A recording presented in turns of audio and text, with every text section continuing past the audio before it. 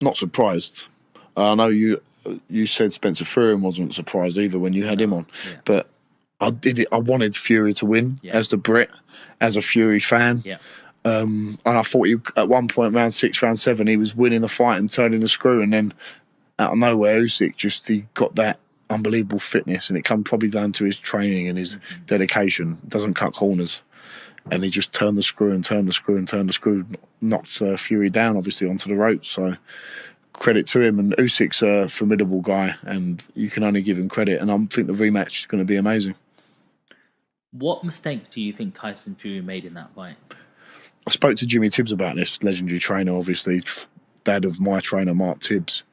And he said, yeah, he looked good. He lost weight, but not always good to lose weight as a heavyweight. He might have been better off being 19, 20 stone. I don't know what their plan was in the camp. I'm not an expert on their camp. I'm not trying to tell them what to do. But it made sense to me. If you're a big guy, you might not look body beautiful. You never will. And maybe that bit of weight might have helped him. Could have hindered him. Could have made him a bit slower. But sometimes losing weight lowers your punch resistance. You haven't got as much energy. You might look a bit better, but it might just be a little bit of an aesthetic thing rather than an actual fitness thing, you know. Look at there's been some massive guys in the past. George Foreman, when he came back, was a big old unit. Larry Holmes hasn't always been the most ripped guy, you know. You don't have to be completely chiseled or thingy to. You have to be completely chiseled to be a great fighter. Some fighters are naturally like that, but being a bigger guy, sometimes you've got to use that weight, and maybe coming in a stone or two heavier wouldn't have been a bad thing. What does Tyson need to do differently apart from the weight this time? That uppercut he was throwing was really effective when he was throwing that. I thought that was good. Maybe a little bit less showboating, but that's why we love Tyson Fury, because he is like that. And if he won that fight, we would have been singing his praises, saying he showboated at the same time. But that can all make a difference. That's another 2-3%. Maybe would have helped some energy down the line. But he's the bigger man. You've got to use that as best you can and keep sticking that big jab in his face, whether it's a big hard jab or a sticky little annoying jab, you know. Use that, and then you can blind him with that, and we'll keep bringing that uppercut, because I thought them uppercuts were beautiful he was hitting him with. It was a shock when Usyk hit him straight on the face. But it just felt like something. I was gutted. Even he felt like that. I was like, my heart was going down. It's like watching the England match and they're gone down. You know what I mean? That's how I felt. I can't believe how he stayed up, Fury. You've got to give him credit for that. And he saw it through, because a big man like that, getting caught like that, and the energy it takes to stay up, he's a fighting man. And we've got to remember he's had 3 fights with Wilder, and Wilder's a shell of what he used to be. And you've got to ask yourself, how much of them fights taken out of Tyson Fury and Deontay Wilder, especially the 3rd fight. That was an all-out war. And as a professional boxer, and especially a heavyweight, you can only have so many wars like that before it catches up with you, you know? Why? Wear and tear, big old unit. Human beings aren't designed to smash each other up like that, especially 20 stone guys, 16 stone, 17 stone plus. You can't take severe punishment like that, getting punched on the head. It's not healthy, is it? That's the bottom line, to be getting punched in the head repetitively, especially by the big guys. So you can only go to the well so many times, and Fury's probably only got 1 or 2 more times to do it. So what do you think of someone like Mike Tyson stepping in the ring again against Jake Paul? I think it's a farce. I think it's an absolute joke. And it's not happened, and I'm glad it's not happened.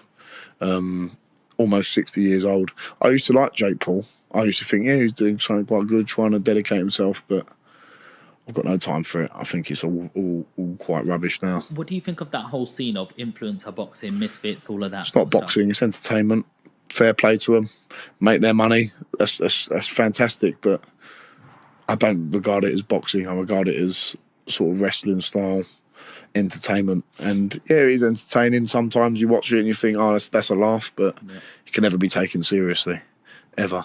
And that's the danger, though. Like young kids coming through now will look on my TikTok comments. They'll be like, "When you're fighting Jake Paul, you should fight Tommy Fury," and like they don't understand what we have to go through as professional boxers. I know Jake Paul trains really hard, KSI, and fair play to him for making loads and loads of money, and they're great businessmen. But I mean, come on, fighting a 60-year-old nearly Mike Tyson versus Jake Paul, I've got no time for that.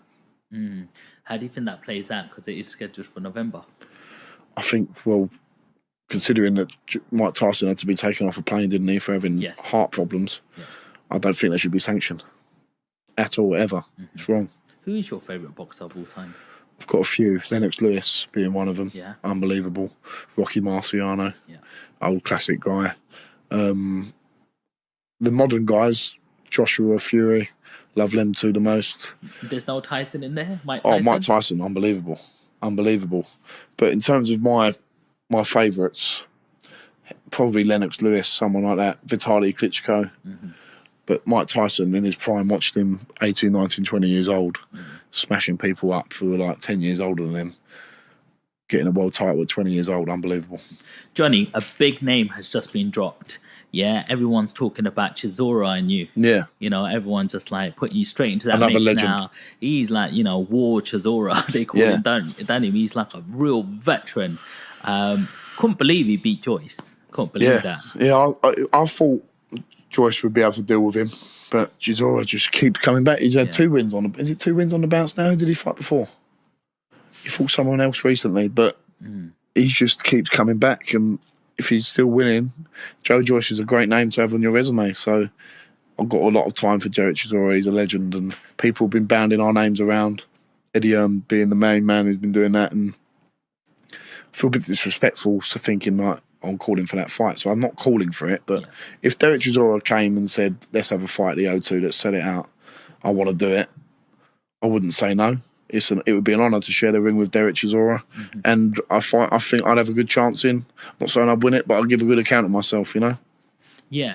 How much of a task is it for Chisora being a 40-year-old? That's the problem. Maybe if it was 3-4 years ago, I'd feel slightly differently.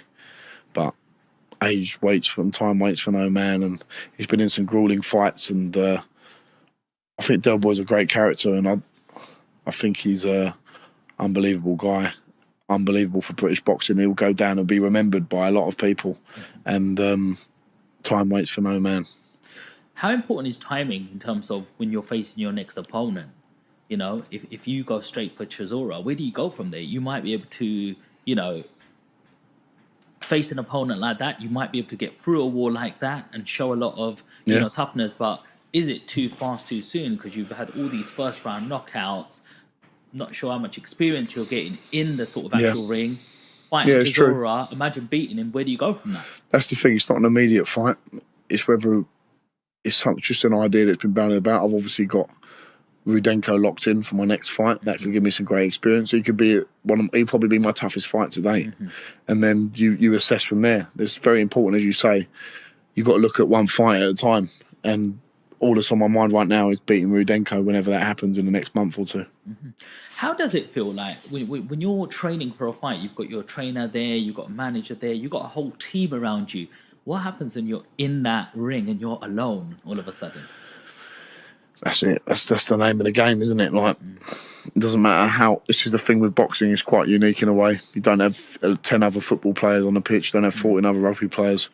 If you cut corners, it's going to show. And if you're moaning about coaches, trainers, managers, it's up to you to put them all into line, because at the end of the day, you're the one who's going to be seen in the ring and be accountable for what's happened in the camp. So you've got to take an onus on that and be the boss. Unfortunately, without sounding arrogant or belittling the other people, you've got to be in control, because the only person it comes down on when it all goes wrong is you. That's the bottom line.